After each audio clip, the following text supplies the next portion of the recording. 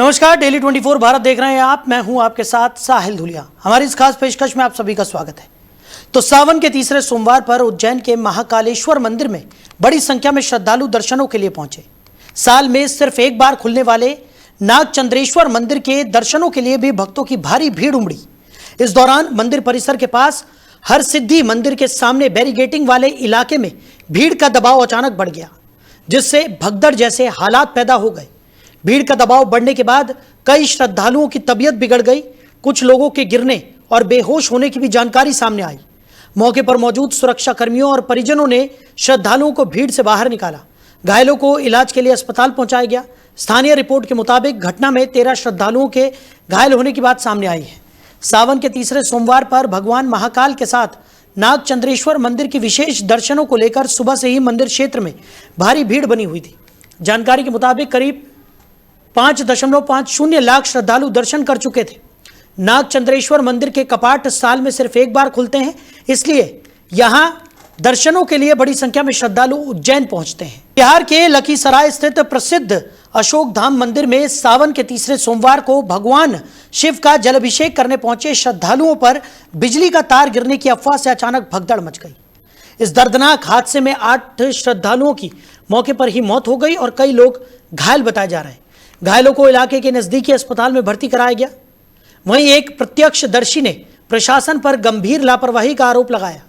घटना की सूचना मिलते ही पुलिस, प्रशासनिक अधिकारी और मेडिकल टीमें मौके पर पहुंच गई। घायलों को तुरंत लखीसराय सदर अस्पताल पहुंचाया गया, जहां कुछ की हालत गंभीर बताई जा रही है। राहत और बचाव कार्य तेजी से जारी है। पुलिस ने बताया कि हादसे में जान गंवाने वाले 4 मृतकों की पहचान हो गई है। मौके पर मौजूद लोगों ने बताया कि घटना के वक्त मंदिर परिसर में भारी भीड़ जमा थी। श्रद्धालु जलाभिषेक के लिए कतारों में लगे हुए थे। इसी दौरान बिजली का तार गिरने की अफवाह से लोग घबराकर भागने लगे, जिससे भगदड़ की स्थिति पैदा हो गई। कई महिलाएं भीड़ में दब गई और मौके पर ही उनकी मौत हो गई। वहीं प्रधानमंत्री नरेंद्र मोदी ने भी लखीसराय में हुई भगदड़ की घटना पर दुख प्रकट किया। प्रधानमंत्री ने हादसे में जान गंवाने वाले लोगों के परिजनों के प्रति अपनी संवेदना व्यक्त की और घायलों के जल्द स्वस्थ होने की कामना भी की। उन्होंने कहा कि स्थानीय प्रशासन प्रभावित लोगों की सहायता कर रहा है। उधर बिहार के मुख्यमंत्री सम्राट चौधरी ने भी अशोक धाम मंदिर भगदड़ की घटना पर दुख जताया। साथ ही सीएम सम्राट चौधरी ने मृत परिजनों के आश्रितों को 4-4 लाख रुपए मुआवजे की भी घोषणा की है। लखीसराय के अशोक धाम में तीसरे सोमवारी के दिन अचानक भीड़ काफी बढ़ गई और एक अफवाह फैली कि बिजली का तार गिर गया है, बिजली का पोल गिर गया है, करंट आ गया है, जिसके कारण भगदड़ मची और उस भगदड़ में कई लोगों की मौत हुई है। मैं सभी मृत परिवारों के प्रति अपनी संवेदना व्यक्त करता हूं। मृत आत्माओं के प्रति ईश्वर से प्रार्थना करता हूं कि उनको अपने शरण में ले, भगवान शिव अपने शरण में ले और उनकी आत्मा को शांति प्रदान करें और मृतक परिवारों को इस दुख की घड़ी को सहने की शक्ति प्रदान करें। मेरी पूरी संवेदना मृत परिवारों के साथ है। मृत आत्माओं की शांति के लिए, उनकी आत्मा की शांति के लिए मैं ईश्वर से प्रार्थना करूं। देखिए, मैं तो जो भी घायल हुए, जो भी इसमें हताहत हुए, मैं उनके प्रति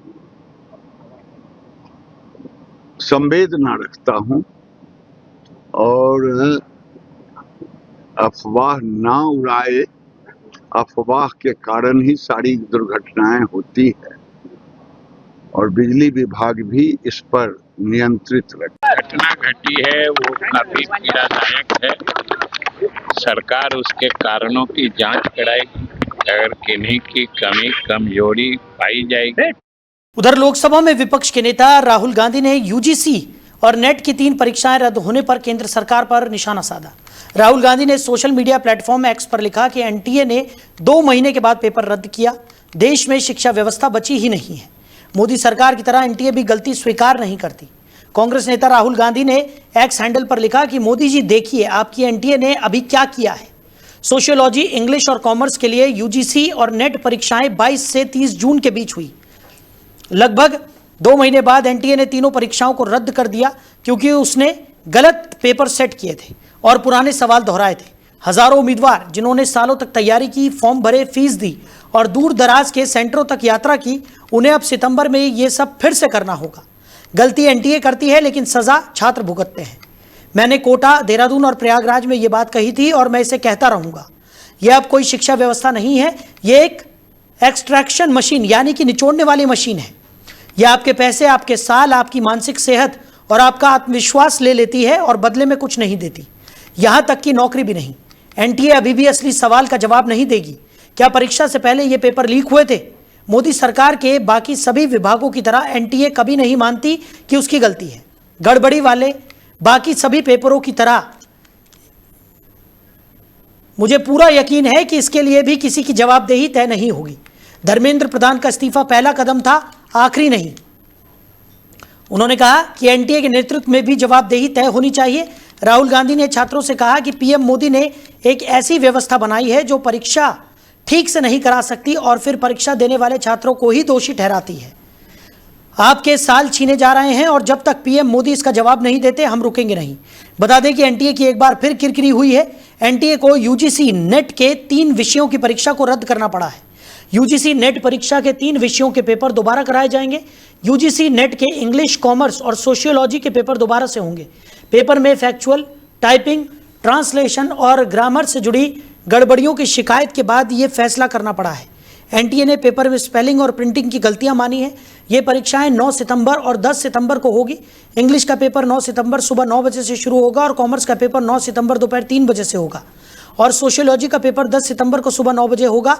हालांकि छात्रों को इसके लिए कोई फीस नहीं देनी होगी। तो एक बार फिर से एनटीए की किरकिरी हुई है।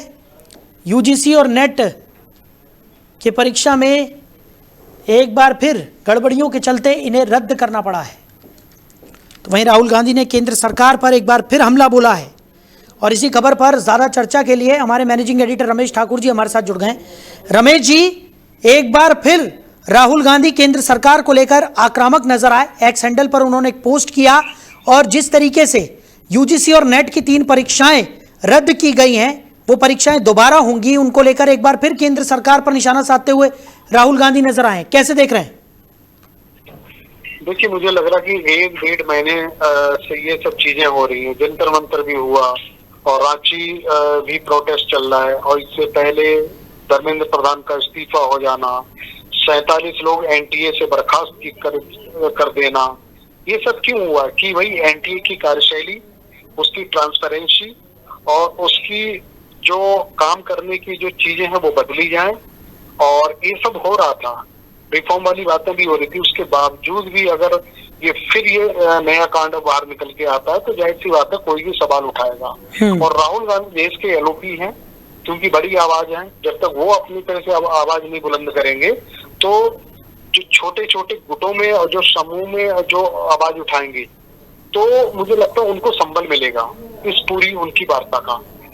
तो ये बहुत बड़ी बात है। इससे मुझे लगता है सरकार को सबक लेनी चाहिए। और अब पहले दिन से हम लोग ये मांग करते हैं कि एनटीए की मान्यता को ही खत्म कर देना चाहिए, क्योंकि एनटीए कहने को तो सरकारी बॉडी है, नवरंत कंपनियों में आ जाती है, लेकिन जब जवाबदेही वाली कोई बात आ जाती है तो ये कह के उनको पल्ला झाड़ दिया जाता है कि वो स्वतंत्र एजेंसी है, उससे हमारा कोई लेना देना नहीं है। जबकि देखा जाए उनका जो डायरेक्टर वो आईएएस होता है और उनके अंदर जितने भी काम करने वाले सारे बुद्धिजीवी होते हैं, सेंट्रल गवर्नमेंट या स्टेट गवर्नमेंट के कर्मचारी लेवल के सारे होते हैं।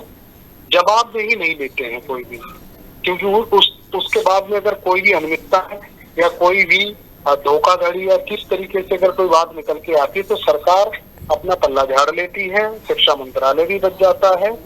अब ये सब जो चीजें हो रही हैं तो मुझे लगता है एक बार गहनता से सोचने की जरूरत है।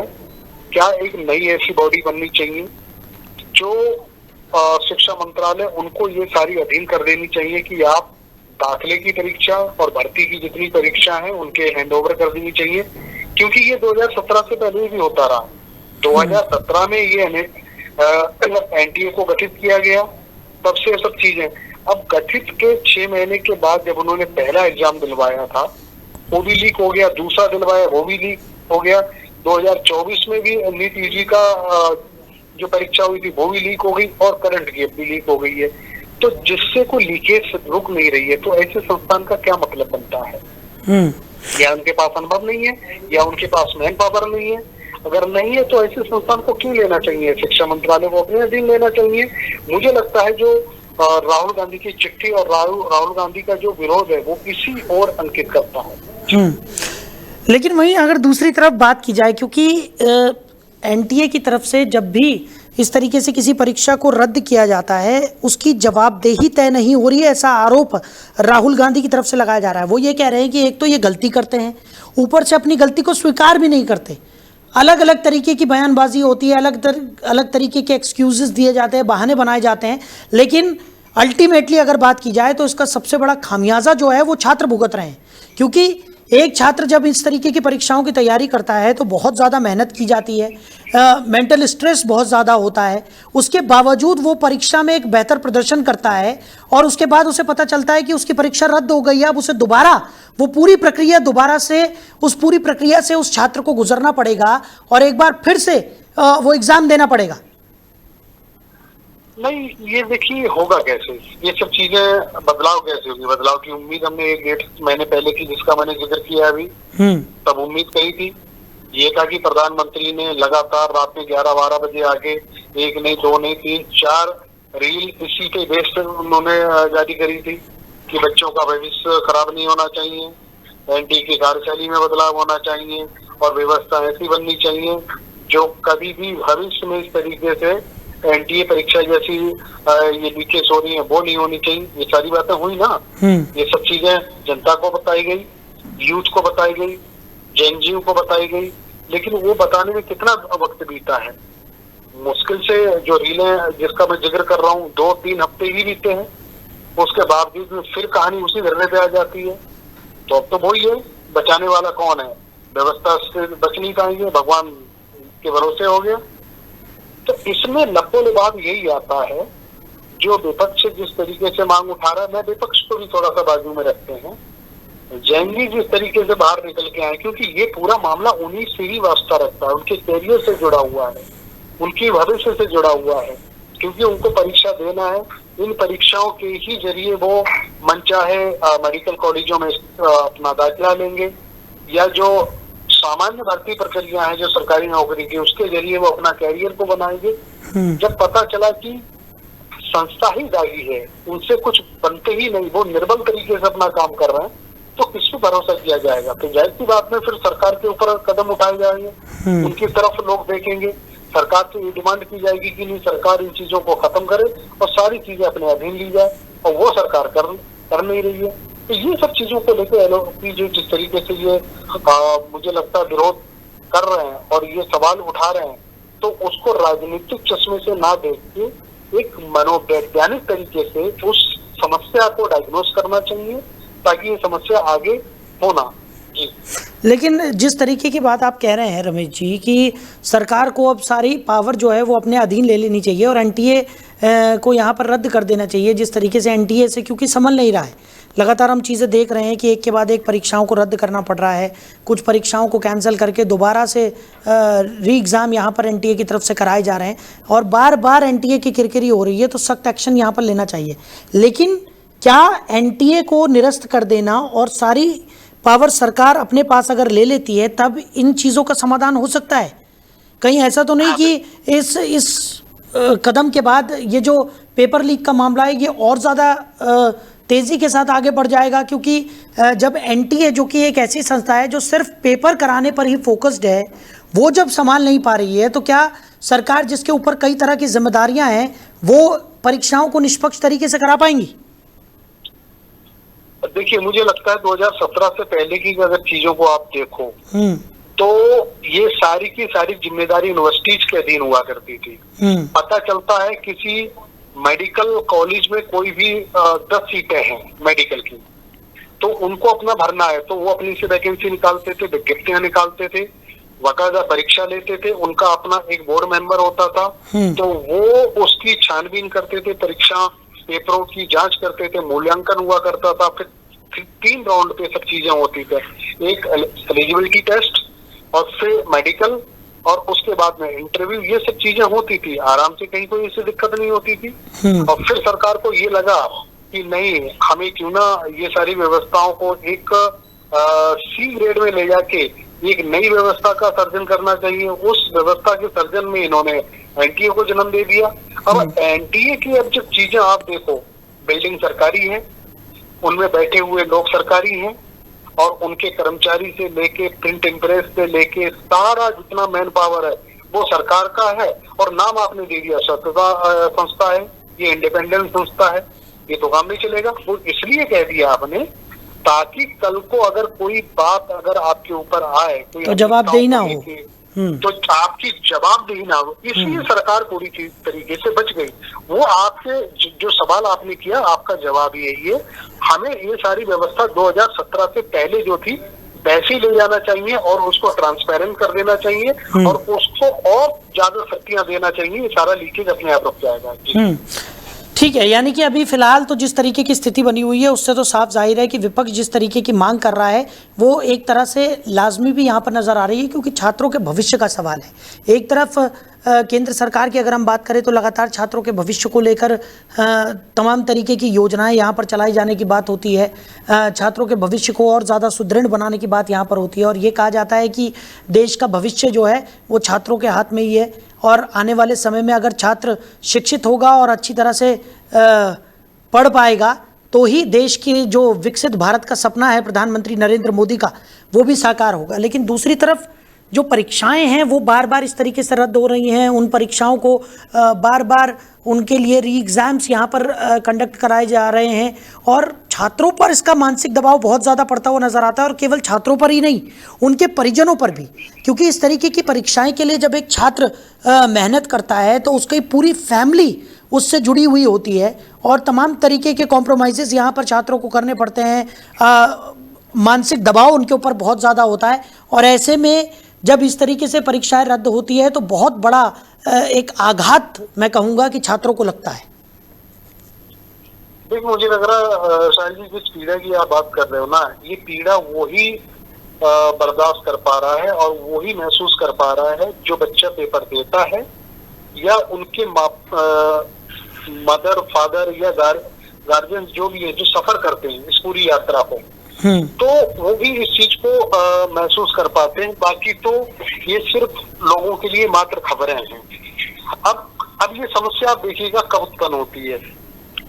ये समस्या वो बच्चे झेलते हैं जिनकी उम्र महज 16 साल 17 साल ये होती है, या एक बड़े एज लेवल का हो, पता चला एसएससी यूपीएससी के पेपर अगर लीकेज हो रहे हैं, कुछ हो रहे हैं, तो उस समय बच्चा मैच्योर हो जाता है। अब ये झटका जब इनिशियल लेवल पे छोटी उम्र में जब पड़ता है का, उनका जो मनोवैज्ञानिक जो एक दबाव होता है, और एक यूं कहें कि जिन्होंने बहुत बड़े बड़े सपने देखे वो टूटते हुए दिखते हैं यहाँ पे, और फिर जो एक परीक्षा के लिए पता चला हताश हो गया, परीक्षा छूट गई है, फिर उसी परीक्षा को फिर दोबारा से वो तैयारी करता है, तो उसमें भी उसको मनोबल उतना रहता नहीं है जितना पहली परीक्षा में ऊर्जा झोंक चुका होता है। तो इन सब चीजों को लेकर मुझे लगता है सरकार को आगे आके कदम उठाना चाहिए, क्योंकि ये सरकारी भर्ती की परीक्षा नहीं करवा रही है, क्योंकि पहले थी उनसे छीन ली गई है। ये सिर्फ स्कूलों कॉलेजों में दाखिला के लिए जिम्मेदारी दी गई है, जो मुझे लगता है बहुत बड़ी जिम्मेदारी है। अब मेडिकल की सीटें 500-600 सीटें होती हैं, तो उसमें बच्चे कितने सारे बैठते हैं और उनमें से नगीने बच्चे छांटे जाते हैं, एक मेरिट बनती है, और उसमें सब धांधली अगर हो जाए, परीक्षा ही आप शुरुआत से नहीं करवा पाते हो, तो ये सवाल तो उठना लाजमी है। अगर एलओपी इस पे सवाल उठा रहे हैं, अगर कोई भी उठा रहे तो वो जायज सवाल उठा रहे हैं। अब ये सवाल मुझे लगता है उनसे बाहर निकल के खुद बच्चे उठाने लगे हैं, और बच्चों जिस तरीके से जंतर मंतर पे हुआ उसमें सारे के सारे बच्चे थे, और उसमें कुछ उत्पाती लोग गए, उन्होंने जो चीजें पता चला सही दिशा में जा रही, तो वो अप्रिय घटना में भी तब्दील हो गई। तो आगे ऐसी चीजें ना हो, तो ये अल्टीमेटली करेगी सरकार के ही हाथ में बात है, उसके अलावा और कोई नहीं कर सकता। चलिए रमेश जी, हमारे साथ जुड़ने के लिए, इस तमाम चर्चा के लिए आपका बहुत शुक्रिया। तो एक बार फिर एनटीए की किरकिरी होती हुई नजर आई है। वहीं राहुल गांधी ने भी केंद्र सरकार पर निशाना साधा है। उन्होंने कहा कि एनटीए ने एक बार फिर पेपर निरस्त किए हैं। 3 सब्जेक्ट के पेपरों को निरस्त किया गया है, वो पेपर दोबारा कराए जाएंगे। परीक्षाएं कैंसिल होने पर एक बार फिर राहुल गांधी भड़के। उन्होंने एक्स हैंडल पर पोस्ट किया। उन्होंने प्रधानमंत्री नरेंद्र मोदी को साफ तौर पर कहा कि देखिए आपके एनटीए ने क्या कर दिया। एक बार फिर परीक्षाओं को लेकर एनटीए ने ये जो कार्रवाई की है, इसको लेकर राहुल गांधी फिर से आक्रामक है। और उन्होंने कहा कि जब तक ठीक तरीके से जो परीक्षाएं हैं उनके लिए एक प्रक्रिया का निर्माण नहीं किया जाता, तब तक राहुल गांधी लगातार आवाज़ उठाते रहेंगे। उन्होंने कहा कि हम छात्रों के हित में अपनी आवाज़ बुलंद करते रहेंगे। वहीं सुप्रीम कोर्ट से लोकसभा में विपक्ष के नेता राहुल गांधी को बड़ी राहत मिली है।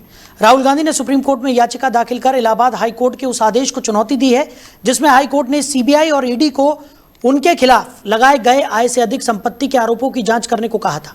शीर्ष अदालत ने इलाहाबाद हाई कोर्ट में होने वाली सुनवाई पर अगले आदेशों तक रोक लगा दी है।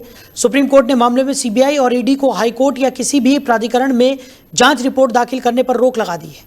सर्वोच्च अदालत ने कहा कि हाईकोर्ट ने प्रथम दृष्टया प्राकृतिक न्याय के सिद्धांतों का पालन नहीं किया। अदालत ने राहुल गांधी के केस को दिल्ली हाईकोर्ट में ट्रांसफर करने की अर्जी पर भी नोटिस जारी किया है।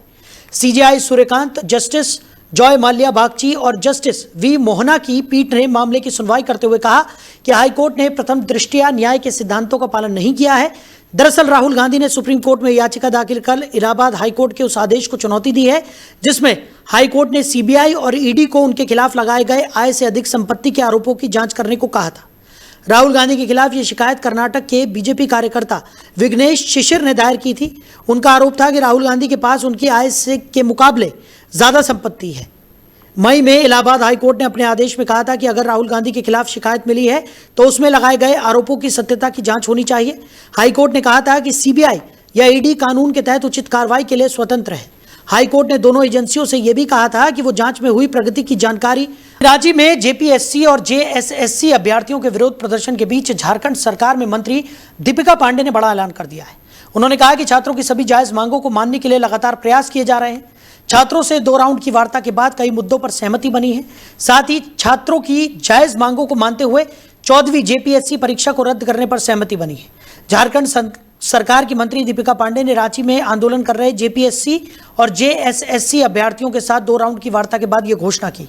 मंत्री दीपिका पांडे ने बताया कि छात्रों से बातचीत के बाद 14वीं जेपीएससी परीक्षा को रद्द करने पर सहमति बन चुकी है। इसके साथ ही टीडीपीएल की तरफ से आयोजित सभी परीक्षाओं और जेएसएससी सीजीएल की जांच राज्य सरकार की एजेंसी सीआईडी से कराने का फैसला लिया गया है। इसके अलावा अगर किसी केंद्रीय एजेंसी से जांच की आवश्यकता होगी तो राज्य सरकार ईडी को भी पत्र लिखेगी। तो जेएसएससी और सीजीएल को लेकर छात्रों की चिंता का जिक्र करते हुए मंत्री ने कहा कि सुप्रीम कोर्ट के दिशा निर्देशों के बाद इसके नतीजे घोषित किए गए, नियुक्ति पत्र बांटे गए और अभ्यर्थी करीब 1 साल से कार्यरत है। क्योंकि कोर्ट इस मामले में शामिल है, इसलिए बदली हुई परिस्थिति में राज्य सरकार क्या कदम उठाएगी, इस पर छात्रों से अपील की गई है कि सीआईडी की जांच की पूरी निगरानी न्यायिक समिति से करवाई जाएगी। 90 दिनों के अंदर इन जांचों का पूरा ब्यौरा करने के बाद फास्ट ट्रैक कोर्ट का रुख किया जाएगा ताकि छात्रों को न्याय दिलाया जा सके। झारखंड सरकार की मंत्री ने सुधारों पर जोर देते हुए कहा कि ये न केवल झारखंड की समस्या है बल्कि देश की जरूरत की बदलती हुई परिस्थिति के अनुसार व्यवस्था में सुधार लाए जाए ताकि पेपर लीक जैसी समस्या फिर से पैर न जमा सके। उन्होंने याद दिलाया कि झारखंड सरकार ने 2023 में ही विधानसभा से पेपर लीक के खिलाफ कठोर सजा सुनिश्चित करने वाला विधेयक पारित किया था। उन्होंने आरोप लगाया कि उस वक्त बीजेपी ने राज्य में इसका विरोध किया था, लेकिन बाद में छात्रों को संतुष्ट करने के लिए संसद में उसी तरह का कानून लाया गया। आज छात्र और सरकार के बीच एक बार फिर से वार्ता होनी है। अब इस वार्ता के बाद और क्या कुछ निकलकर सामने आता है और क्या कुछ तस्वीर निकलकर सामने आती है, इस पर भी नजर बनी रहेगी। आप सब जानते हैं कि लगातार चाहे वो हम लोगों की पार्टी हो कांग्रेस या फिर सरकार में कमेटी के एक सदस्य होने के नाते लगातार यह प्रयास हो रहा है कि छात्रों के सभी जायज़ मांगों को माना जाए और उनसे 2 राउंड वार्ता के बाद जिन बातों पर उन लोगों की सहमति हुई कि इन बातों पर हम सहमत हैं और किन बातों पर हम सहमत नहीं हैं। उसमें जो बातें, जिन बातों पर सहमति थी उसको मैं सबसे पहले आप लोगों के समक्ष रखना चाहूँगी। जांच के विषय में जिन बातों पर सहमति थी कि जो जेपीएससी के एग्ज़ाम हुए हैं या टीडीपीएल के द्वारा जितने भी एग्ज़ाम्स आयोजित किए गए, जेपीएससी 14वीं और बैकलॉग जो जेपीएससी का है उसको रद्द करने की बात हुई। जांच के दायरे में जेएसएससी, सीजीएल और टीडीपीएल के द्वारा आयोजित सभी परीक्षाओं की जांच की बात हुई। टीडीपीएल के द्वारा जो परीक्षा कराए गए उसका जांच राज्य सरकार की एजेंसी सीआईडी, और हम लोगों ने यहाँ तक कहा कि अगर किसी केंद्रीय एजेंसी को लेकर के बात करनी है तो हम लोग ईडी को उसके बारे में लिखा जाएगा और आग्रह किया जाएगा, क्योंकि फाइनेंशियल मिस एप्रोप्रिएशन है। जांचों को पूर्ण करके, चाहे वो सीआईडी जेपीएससी के बारे में या टीडीपीएल के द्वारा आयोजित एग्जाम्स हो, चाहे जेएसएससी सीजीएल के एग्जाम्स हो, उसमें 90 दिन में और फास्ट ट्रैक कोर्ट का प्रोविजन करके हम लोग उस पर छात्रों को न्याय दिलाने का काम करेंगे।